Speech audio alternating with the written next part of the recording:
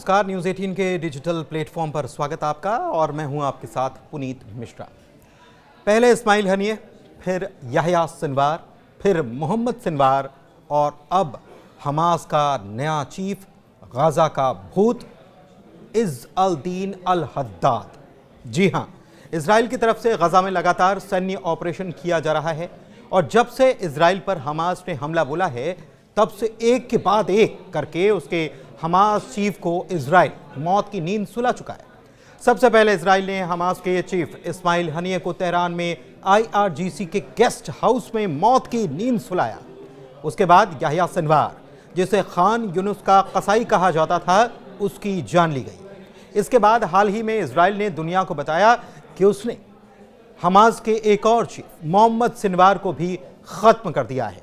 Mohammad Sinwar Yahya Sinwar का भाई था, लेकिन अब हमास की कमान is Al Deen Al Haddad ने संभाल ली है। वही अल हद्दाद जिसे गाजा का भूत भी कहा जाता है।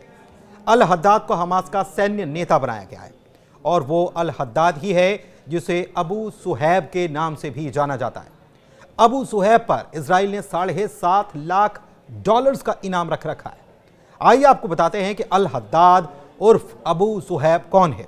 दरअसल मोहम्मद सिनवार और याह्या सिनवार की मौत के बाद अब हमास की सैन्य कमान की बागडोर is Al Deen Al Haddad के हाथ में आ चुकी है। उसको अब गाजा में हमास का असली नेता माना जा रहा है। अल हद्दाद को अबू सुहैब और अल कस्साम ब्रिगेड का भूत के नाम से भी जाना जाता है और अपने अनुभव के कारण अल हद्दाद को खुफिया और सैन्य अभियानों का अनुभवी रणनीतिकार भी माना जाता है।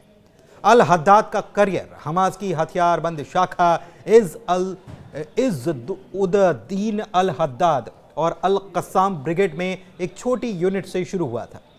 धीरे धीरे वो 6 बटालियन और एक स्पेशल फोर्स यूनिट के प्रमुख बने।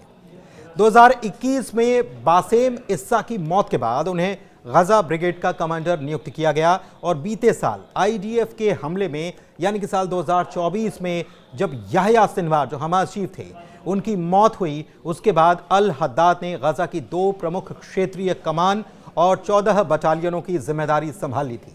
माना जाता है कि अल हद्दाद ही थे जिन्होंने 7 अक्टूबर 2023 के हमले की पूरी प्लानिंग की, जिसमें नाहल ओज बेस पर हमला भी शामिल था। इसमें कई सैनिक और नागरिक मारे गए थे। अल हद्दाद कम से कम 9 इजरायली हत्या के प्रयासों से बच चुका है, यानी कि 9 बार उस पर अटैक हो चुका है। वह अक्सर अपना ठिकाना बदलता है और बेहद ही सतर्क रहता है, इसलिए उसे गाजा का भूत भी कहा जाता है। इजराइल ने $7.5 लाख का इस पर इनाम रख रखा है और इसके बेटे और पोते की इजरायली हमलों में मौत हो चुकी है। इतना ही नहीं, हमास की खुफिया इकाई अल मज्द में भी वो वरिष्ठ भूमिका में सीनियर पोजीशन में था, जो कथित तौर पर इजरायली एजेंटों की पहचान करती थी। अल हद्दाद के बारे में कहा जाता है कि युद्ध विराम से जुड़ी बातचीत में भी अहम भूमिका वो रखता है। हाल ही में अमेरिका के द्वारा जो मध्यस्थता की गई, इसके प्रस्ताव पर अल हद्दाद के पास वीटो पावर मानी जा रही है। बताया जाता है कि एक दूसरे सीनियर कमांडर मोहम्मद शवाना का नाम भी कभी हमास के संभावित उत्तराधिकारी के रूप में चल रहा था, लेकिन उनकी मौत की पुष्टि नहीं हुई है। ऐसे में फिलहाल अल हद्दाद ही हमास की सैन्य रणनीति का चेहरा बने हुए।